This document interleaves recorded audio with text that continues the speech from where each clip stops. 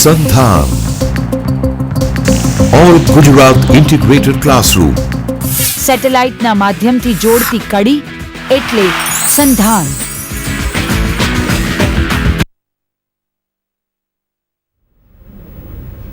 Good morning, students. I am Dr. Anshu Surve from the MS University of Baroda, and she is my colleague. Hello students, I am Mrs. Shilpa Dharmadhikari, working in the Maharaja Sayajirao University of Baroda. You know about our today's topic. The topic is intercultural communication. Before we begin, let me give you a brief introduction. What is this intercultural communication and why is this important?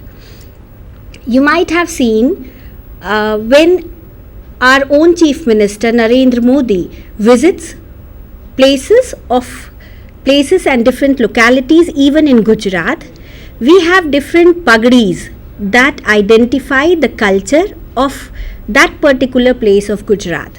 So, expressing the you attitude, respecting their culture, he wears that particular pagdi.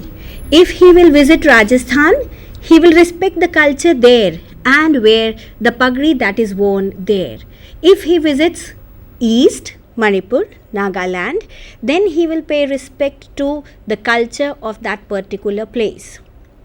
Intercultural communication is all about accepting, respecting and working in variations and differences of culture which may be very effective or which may be troublesome at times in communication.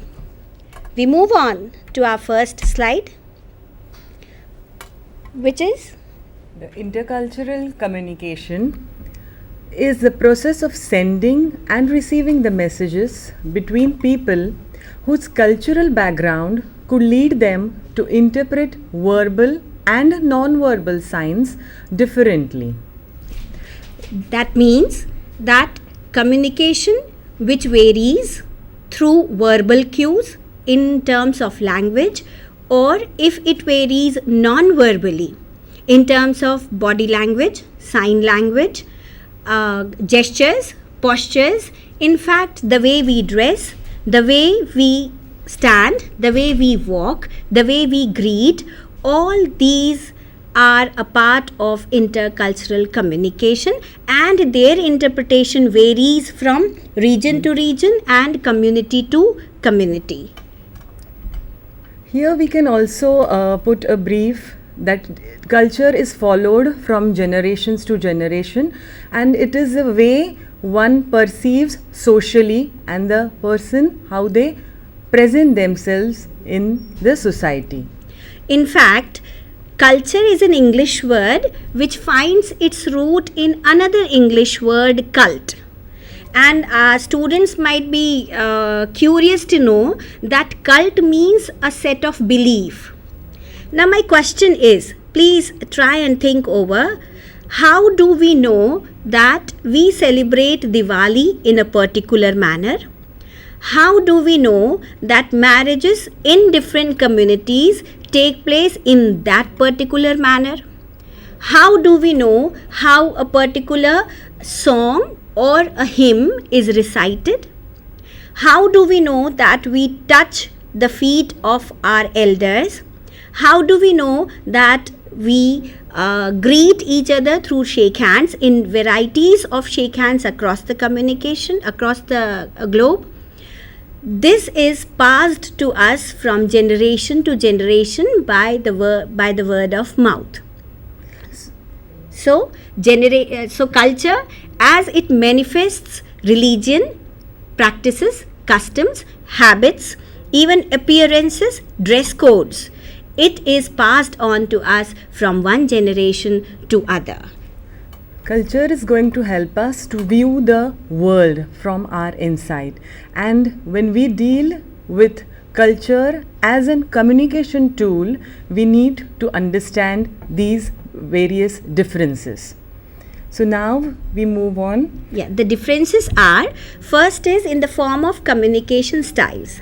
You might have observed that every language spoken in a particular region has its own accent, has its own tone, has its own pitch.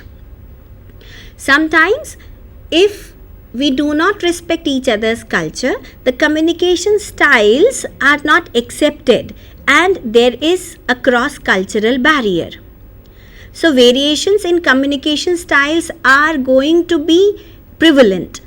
What we need to do is accept these communication styles, respect them, and accomplish our task. Now, the second aspect which varies is attitude towards conflict. Conflict, clashes of different types that may be there either in the social, personal, or in the professional fields. How we negotiate, how we handle, this attitude towards conflict varies from country to country, even region to region. You might have noticed while handling conflict, some people explode, some think over twice and then speak, some discuss and then take a decision. So, decision making styles also vary from region to region and country to country. Now, the last point that varies is our attitude towards knowledge and information. How we perceive knowledge, how we perceive information. Are we open to changes? Are we ready to accept the changes? Because communication is dynamic and it varies from time to time. So the basic step in knowing the other person's culture is that the person needs to be extremely open-minded. You should absorb and try to learn the different cultures and respect the different cultures. That can help to an effective communication. Now, superficially, what we find is variations and differences in culture. But where lies the differences? What is underneath those variations and differences? As I told you, culture is a set of belief. Vaishnav, followers of Vaishnav cult, believe in Vishnu. Shaiv, followers of Shiv, believing in Shiv. You might have heard of Maya cult that has said that the world will come to an end in December 2012. So Mayan calendar or Maya is also a cult. There are values, there are expectations from each other as individuals and also as communities which underlie the culture. Why is intercultural communication important in the global scenario? We need to understand these important points. The first we consider is the cross-border movement of people. Today, it is a need of the world to be connected globally. The world, with the introduction of the internet, the world has become a smaller place and we are connected with each other. Yeah, through internet, Through virtual communication, yes. Right? You might have seen that today with the multinationals tottering throughout the globe, we have Procter & Gamble that is somewhere in Germany or in US or in Britain. But we have the same entity working in India and we find that it is very much our company. Take another example of Unilever. Unilever in India is known by Hindustan Lever.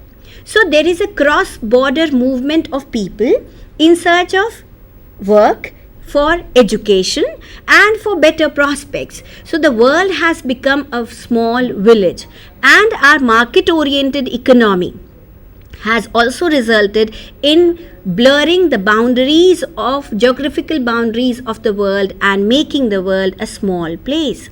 Now another reason why intercultural communication has become so important, and the reason is that there are business opportunities lying not only in India but also abroad. Why going abroad? India is also known for its diversity. If we move from north to south, you may find several cultural variations. Take for example nonverbal communication. in hugging is a very important way of greeting in Ma'am, India. do you mean that you embrace somebody? Yeah, hugging we out of embrace somebody. love, Yeah, or with even love, with with affection. affection. If you are in north, then hugging is a very common gesture.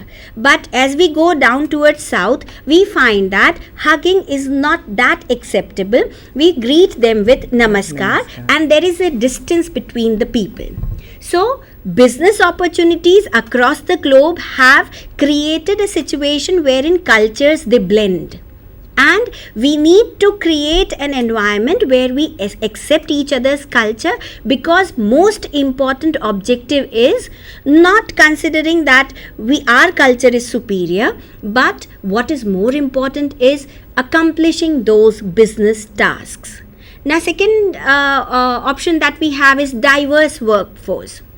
Let me tell you that we are working in the world of real face-to-face communication as well as virtual communication.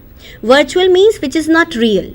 For example, this lecture is reaching through you not as face-to-face, direct face-to-face communication, but it is reaching through to you as virtual communication. You can see me and my colleague, but there is the satellite communication. There comes the technology which plays a very important role.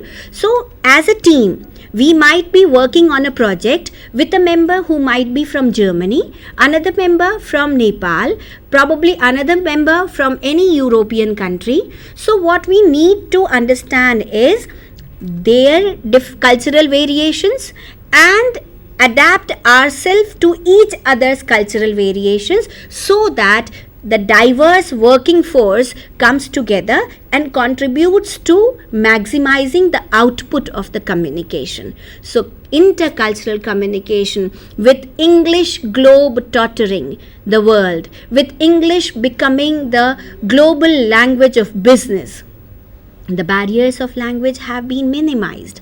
But what is more important, that you need to adapt yourself to the changing varieties and dynamics of culture. Now we have our another slide.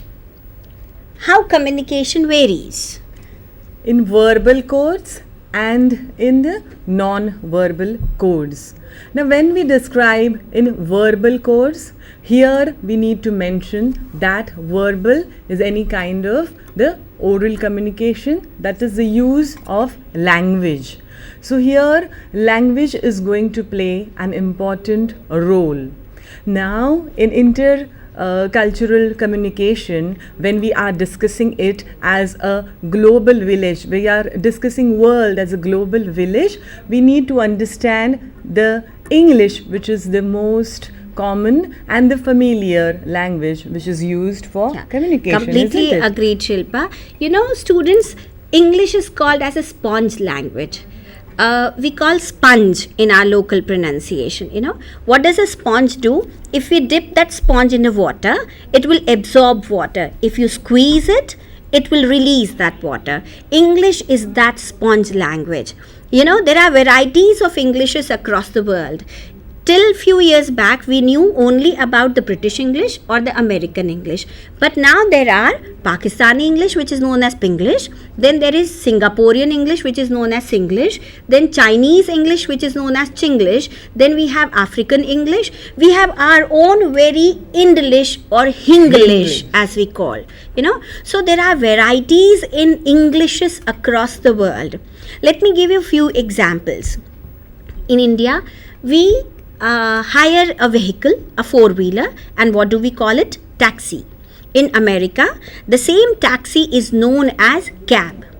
You might have all seen what railway tracks. In India and in British countries, Commonwealth countries, the railway tracks are familiar word. It is a familiar word. But if you go to America, they will not call it railway track. They will call it railroad. Lift, we have a notion and a misconception that lifts are only in buildings and the lift take people from one floor to the other. An elevator is something which is in the form of steps. But this is very interesting to know that lift and elevators are the same. Lift is British, elevator is American. So what we need to know is and respect is verbal codes of different cultures, because culture is expressed through language. Now we move on to the non-verbal codes, which can be understood in the form of these elements of non-verbal communication. Now, when we discuss the non-verbal communication mode, we need to understand the different parts. That is, the kinesics is the body language, how one communicates with the use of his body.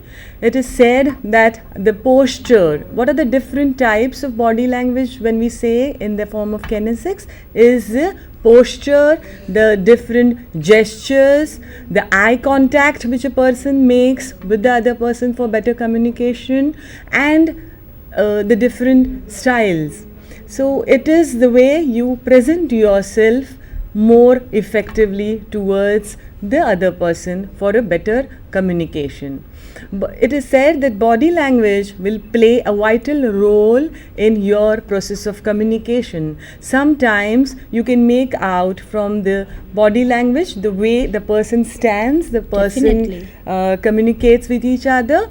It is going to make his communication more effective. It is also said that actions speak louder than words. If you enter a room, the way you walk, the way you stand, the way you carry yourself, even your personal appearance from top to toe makes the first impression, and we know that first impression is the long lasting impression. Today, you just do not need core subject knowledge. Let me tell you very significantly that in order to execute your core language, you need skills, and most importantly, communication skills, which is also known as employability skills. And these employability skills leave an impression on the mind of the prospective employer, and it makes you stand above the rest. So, kinesics, proxemics, that is space distancing. Then we have facial expressions as a part of kinesics, haptics, that is touch language, communication through touch. Then we have oculesics, that is communication through eye contact.